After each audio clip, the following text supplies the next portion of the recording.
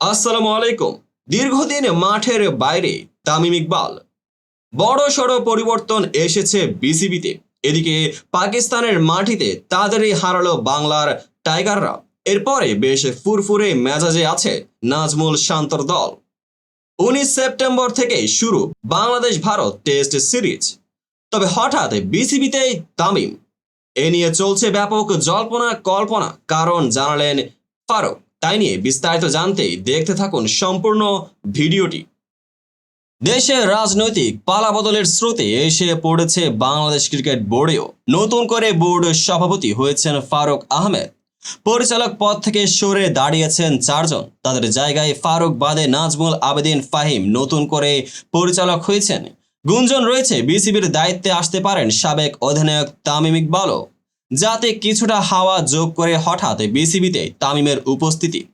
বৃহস্পতিবার দিনভর জাতীয় দলের ক্রিকেটাররা ব্যস্ত সময় পার করেছেন। পাকিস্তানের বিপক্ষে ঐতিহাসিক টেস্ট সিরিজ জয় উপলক্ষে তারা দেখা করেন প্রধান উপদেষ্টা ডক্টর মোহাম্মদ ইউনূসের সঙ্গে। এরপর বিসিবি সভাপতির সঙ্গে তাদের আলাদা আলোচনা করতে দেখা যায়, যেখানে বর্তমানে খেলার মধ্য থাকা ক্রিকেটারদের সঙ্গে উপস্থিত ছিলেন তামিমও।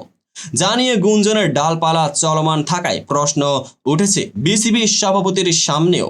বৈঠক শেষে বিসিবি থেকে বেরিয়ে যাওয়ার পথে ফারুক আহমেদ বলেন, দেশের পরিস্থিতি তো সবাই জানেন, ওরাও তো দেশের বাইরের কেউ না। খেলা নিয়ে সবার একটা দুশ্চিন্তা ছিল, তাই বিপিএল, ঢাকা প্রিমিয়ার লিগ এসব নিয়ে কথা বলেছে। এই তো গেল ক্রিকেটারদের সঙ্গে বিসিবি সভাপতির বৈঠকের প্রসঙ্গ। সেখানে তামিম উপস্থিত থাকার সুনির্দিষ্ট কারণ জানতে চান সাংবাদিকরা। জবাবে বিসিবি সভাপতি বলেন, এমনিতেই দেখা করতে আসছিল, সে তো আমার সবচেয়ে কাছের। যে প্লেয়ারদের সঙ্গে লম্বা সময় কাটিয়েছে তাদের সঙ্গেই এসেছে, দেখা করেছে।